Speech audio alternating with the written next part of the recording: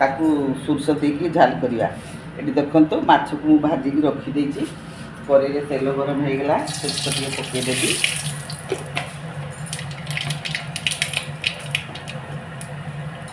ଜିରା ଟିକେ ଫୁଟେଇଦେଲି।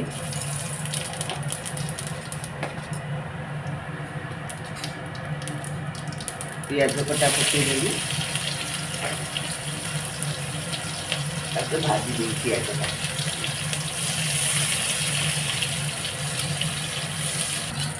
ପିଆଜଟା ଲାଲ ହେଇଗଲା। ଭୃଷଙ୍ଗା ପତ୍ର ଟିକେ ପକାଇଦେଲି।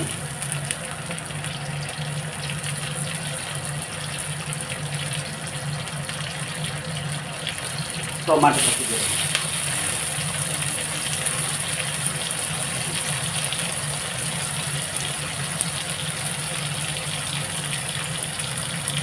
ଏଠି ସ୍ୱାଦ ଅନୁଯାୟୀ ଲୁଣ ପକାଇଦେଲି। ଏଠି ଦେଖନ୍ତୁ ସୋରିଷ ଆଉ ହଳଦୀ ଆଉ ଲଙ୍କାଗୁଣ୍ଡ ଦେଇକି ତାକୁ ଟିକେ ଖାଲି ଭାଜିଦେବା।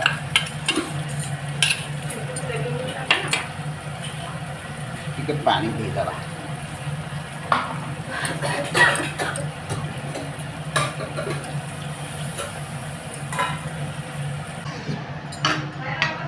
ଏଇଠି ଗୋଟେ ଛୋଟିଆ ଆମ୍ବୁଲଟା ଦେଖନ୍ତୁ, ଛୋଟ ଆମ୍ବୁଲଟା ଏଟାକୁ ପକାଇଦେବି। ପାଣି ଫୁଟିଗଲେ ତାର ମାଛ ପକାଇଦେବି।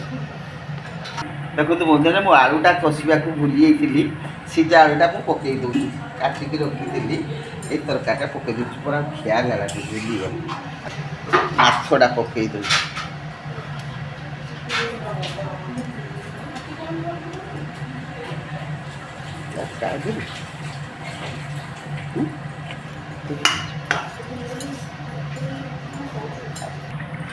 ଏଠି ଦେଖନ୍ତୁ ବନ୍ଧୁମାନେ, ଆମର ମାଛ ଆମ୍ବୁଲ ବେସର ହେଇଗଲା। ଏଇ କ'ଣ କରିକି ଭାତରେ ଖାଆନ୍ତୁ, ଥରେ ମୋ ଭଳିଆ କରିକି ଖାଆନ୍ତୁ। ଖାଇକି ଭଲ ହେଲେ ମୋତେ କହିବେ। ବାଏ ବନ୍ଧୁମାନେ।